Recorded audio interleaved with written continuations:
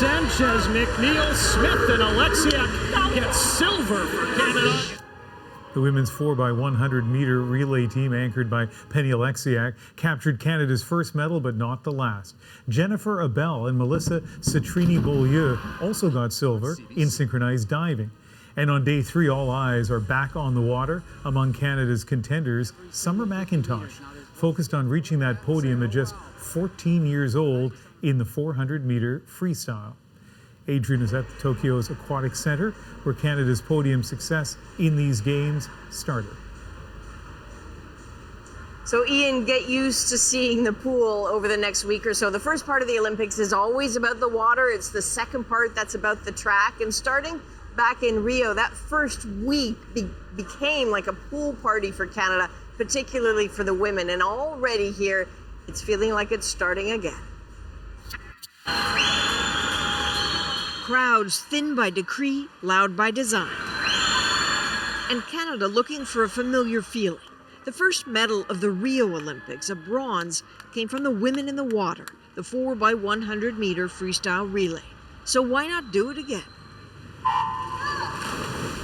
With no competitions during the pandemic, there was no way to size up rivals.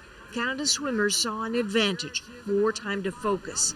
They were so right. Question is, where is Canada going to finish? They're next to the Americans. Rebecca Smith, Maggie McNeil, Kyla Sanchez, waiting for their anchor, Penny Alexiak.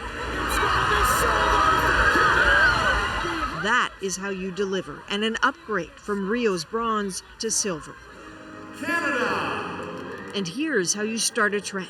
Remember, when you see athletes put medals on each other in Tokyo, that Canada started it. Alexiak, clearly Canada's lucky penny. She's now tied for the most decorated summer Olympian in Canadian history, and just getting started. Anyone worried the pylon of a nation's expectations would rattle her needn't be concerned. I just knew I wasn't going to touch third. That was the only thing.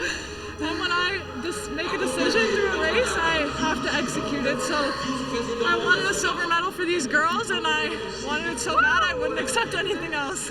Desire seems a superpower, because at the other end of the Tokyo Aquatic Center, another silver forged, this one in diving. Oh, nice dive. Jennifer Abel in her 4th Olympics, Melissa Citrini-Beaulieu in her 1st.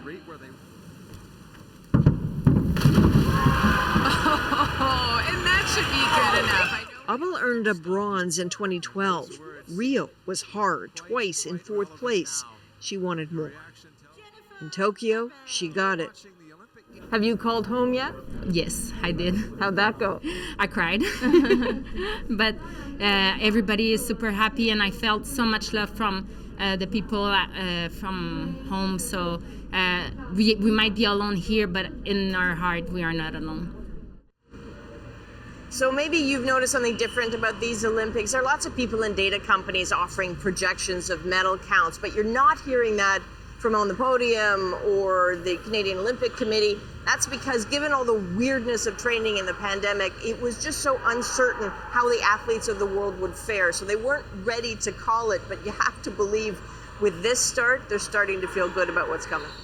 So Adrienne, that's in the pool. At poolside, we saw some great celebrations by the Canadians and others, and I understand they're making Olympic organizers a little bit nervous.